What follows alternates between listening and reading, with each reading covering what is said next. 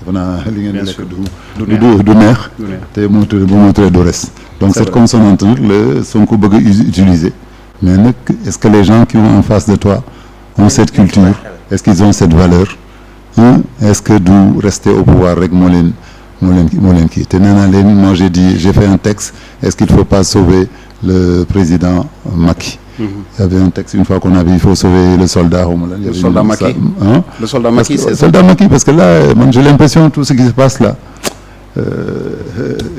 bon je dis pas qu'il maîtrise pas pour ne pas le titiller mais il y a des gens autour de lui qui font des choses yoo xam ne xoolal la preuve de man ju may génn moom moo ma génne président Macky à 22 heures l'inspecteur qui m'avait dit au revoir qui rentrait chez lui est revenu avec sa voiture et il avait l'instruction de m'amener chez moi parce qu'il s'est étonné lui-même que quelqu'un qui en 2011 était le médecin du M23 oui M23 son discours contre Macky contre Wade pour la violence Maître Wade c'est à ce moment qu'il l'a fait il a menacé d'appeler la CPI bi Diop gaañoo moom mu ñëw ba ci boppam nous demander est-ce que c'est vrai donc il sait que mon combat n'est pas un combat politique c'est un combat national c'est un combat d'alerteur et c'est un combat de faire mon métier et yàlla def presque tous les partis je te jure que tous les partis viennent quand ils ont des problèmes à Souma am na maa ngi fàttaliku benn il y avait Wade ils étaient en maillot jaune les Wade et les bleus. Ok. Macky était en ce moment en jaune defe naa Macky kële nekk en bleu. Ok. Mais ils sont retrouvés boobu xam nga lu xewoon il y avait 2 meetings où il y a eu des histoires mais ils étaient tous là mais c'était une photo incroyable donc que les 2 partis qui se battaient là viennent se soigner là-bas. Là aussi je pense que moi je reste zen. Malheureusement on me dit que je porte mon bracelet des fois par erreur même au cabinet bon mais quand je pense je l'enlève. Bien sûr. Mais c'est vrai que je dois être objectif et être impartial plutôt quand je travaille. Impartial mooy en wolof mooy waruma far fii ba muy mais bu ma génnee nag war naa jàppale kenn koo xam ne si dëkk bi dañu gis na nekk ñu ngi koy sonal. Absolument. te deful dara à part bari ay nit. à part bari ay nit ñu xam ne tey bu ñu woote woon 8 heures à midi day jeex. exactement loolu rek moo leen nax rek nag kooku vraiment xaw ma. Cheikh nga may ma balaa ngaa jëlaat kàddu Cheikh docteur bëgg naa si ñu jeexale foofu parce que am ñoo xamante dañu lay assimiler il vous indique ouvertement que vous faites partie de Pastef mais quelles sont vos relations avec les membres ou les membres ou les ex-membres de Pastef am na ñoo xam ne sax dina nga carte membre. non moom carte membre mosuma am parti man benn carte laa mooy carte mu dëkkoon naa avec picc bi nu mu tudd ancien gars de xaw ma nu mu tudd de Y'en a marre nu mu tudd ça avec son Fadel Barro bon à un moment on avait été partis ensemble pour les législations mais jotuñu am ay carte sax. Et problème parrainage on nous a bloqué au parrainage. bi mu nekkee suma même man gisuma ko ça tombait mal que j'étais parti à Fouta. Le jour bi may dem ces médecins il a ces médecins que je fréquente qui sont autour de moi maintenant. Bon mais amuñ benn relation bu ñuy dem il y a ça peut-être sa femme qui est sage-femme. que j'ai dû rencontrer une fois quand ils amènent des malades mais je les vois comme des citoyens qui sont en train de s'engager dans la politique et qui sont dans leur droit le plus absolu. Et on doit leur laisser ce droit-là. Et la justice doit se faire au nom du peuple. Et si ça commence à se faire là, malgré toutes les pressions, alhamdoulilah, si un gars de Pastef a été obligé d'aller s'exiler. Bon, d'abord a été changé de poste. dañ ko transféré mu ñuy sonal nag ba ñëw ko Matam heureusement Matam était près du Mali. Il a pu se mettre à l'abri entre guillemets man de def naa prison war na neex léegi parce que intellectuels yi ma fay dégg et les personnalités yi ma fay dégg les professeurs yi ma fay dégg waaw les techniciens yi ma fay dégg am benn cabinet kaba bu ma xamoon qui était un technicien de voiture qui connaissait des voitures ku ñu traité de xaw ma lan que celui qui manipule les armes parce qu'il a fait l'armée en Amérique chez les Canadiens. Ok. Ça c'est les gens les plus ouverts et les plus riches en culture.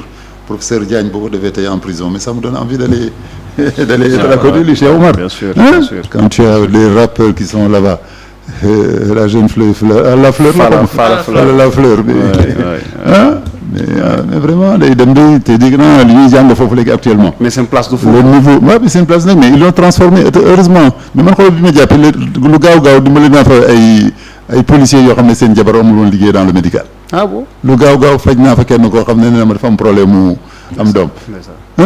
actuellement il y en a un qui m'appelle quand quelqu'un a besoin d'une ambulance donc da ngay dem ñooñu defe naa dañuy nangu génn soit nit ñi dañuy dem fekki leen soit ñoom dañuy nangu génn prison non baa ñoom ñu génn non tellement que tu crées des liens d'une humanité boo xam ne tu peux pas le savoir bien sûr j'ai le téléphone de toutes ces personnalités qui étaient chargées de me retenir et des fois quand il y a même un embouteillage dama leen di ne leen dimbal leen ñu et une fois j'ai vu le colonel Mbengue qui nous a envoyé une équipe pour libérer la route ginnaaw Pikine donc day dem ba aussi day dafay yoon la quoi da nga fa waroon a jaar la nga jaar fa mais defe naa ñi nekk prison du ñu génn kenn di leen di joxale mu ngi nii dafa nekkoon prison c'est même ça devenu une dignité bien sûr c'est presque un honneur au Sénégal d'être allé en prison actuellement parce que sàcculoo reyuloo nit juste xalaat politique ay droits la ñu amoon des droits de deux partis ou de plusieurs partis la preuve xool leen ñaati gars ñoo bëgg a nekk président donc il y a un fond quand même de démocratie qui est là bien sûr mais contre une personne malheureusement bon je sais même pas contre une personne parce que defe naa même Malick comment Khalifa naa ñu def fi campagne am léegi dañ ko téye baaxu wala beaucoup xaw ma j'arrive jamais à retenir son nom Malick Gakou impossible. Presque tous les opposants. Et en même temps ma dem Fouta gis fa un certain Moussa Sow qui a fait un meeting incroyable avec des cars yoo xam ne au détriment de la sécurité dañuy dugg ci car bi toog ci toit. fii nii Mbao barki dem Ndiaye Abdou Karim Sall def na meeting. donc bu ñu mënee bàyyi ñëpp di présenté wu. mais nañu bàyyi vraiment nañu bàyyi l'utilisation de la justice. c'est ça pour les raisons politiques. D'accord, Cheikh. Oui. Bon li docteur wax am na solo parce que benn instant tamit wax na affaire bu am solo nee na moom bi mu nekkee si jafe-jafe. donc président Macky Sall bokk na si ñi nga xamante ni joxe nañu ay instructions ba nga xamante ni yàlla dogal na mu génn n'est-ce pas. donc aujourd'hui loolu day wane firnde gi muy wane mooy président Macky Sall ku mu bëgg a génnee da lay génne. loolu la tekki. non tëjee woon encore waaw d'accord mais dafa ne ku bëgg a génnee si jafe-jafe. da lay génnee la preuve je vais plus loin président Macky Sall moo toog mu ne am na dossier am na maa teg sama loxo. ok donc on se base seulement sur ça président Macky Sall tey ku mu bëgg génne da ngay génn. léegi nag dama jàpp ne comme bon docteur dafa baax sax parce que nee na peut-être am na ñu nekk autour de lui bon man dama gëm ne aussi. le cas di jël kaw kii bi tamit Carlos Branco. Juan xam nga fi mu dëkk léegi y a une porte pour aller à la base militaire française. ok est-ce que vous le savez. le président de cool présidence mu dëkk fii. Mermoz effectivement. collé à la base aérienne française. effectivement. après bu leen même temps yi Wade y a un bus de militaires français yu fanaan à la présidence. ah bon. ce sont des informations qu'on n'avait pas. mais c'est nos patrons ba léegi Air France bu atterriwul Sénégal tey su ma doon dëkk. Air France c'est pas un contrat de transporter des clients qu'il a avec le Sénégal c'est un contrat stratégique. ok les valises diplomatiques. les informations importantes. les médicaments importants. tey bu Air France naawulee tey. du baax kenn du ko xam. la France-Afrique c'est une réalité quand même. bien sûr. la France-Afrique c'est une réalité. c'est une réalité énorme et nous on le vit. temps yi Macky c'est une ONG française qui soignait tout le monde. tous les blessés des événements ont été blessés par une ONG française. temps yi demoon nañu ba bëgg a bàyyi mais temps yi ñëw nañu visiter ñu ne oui pour les événements qu'est-ce qu'on peut faire est-ce que c'est le vent qui est en train de tourner.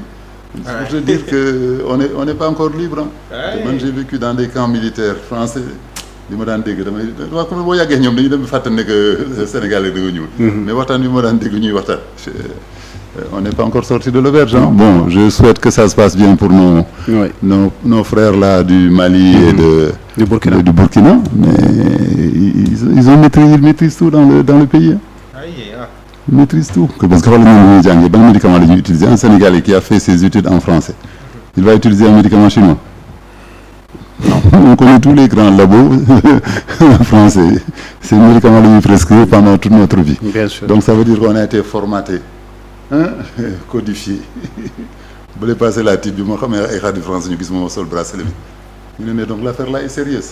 Toi, docteur Niang, tu portes le bracelet.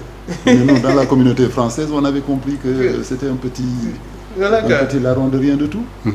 Je te jure, jour boobu on était en dîner comme un repas, mais ñëpp dañu bàyyi seen kii ma leen di argumenter pourquoi il a des problèmes. Bu leen fàtte aussi, il a dit qu'il est le seul à n'avoir jamais volé. C'est un argument boobu aussi, ça lui coûte cher. ça veut dire ñiy sàcc ñëpp. c'est pas un bon argument alors. Pour certains. C'est moralement c'est un bon argument. 15 ans sans faute baaxul là. Moralement c'est un bon argument. Il aurait dû faire 2 fautes hein. Mais actuellement il a 2 fautes. Oui.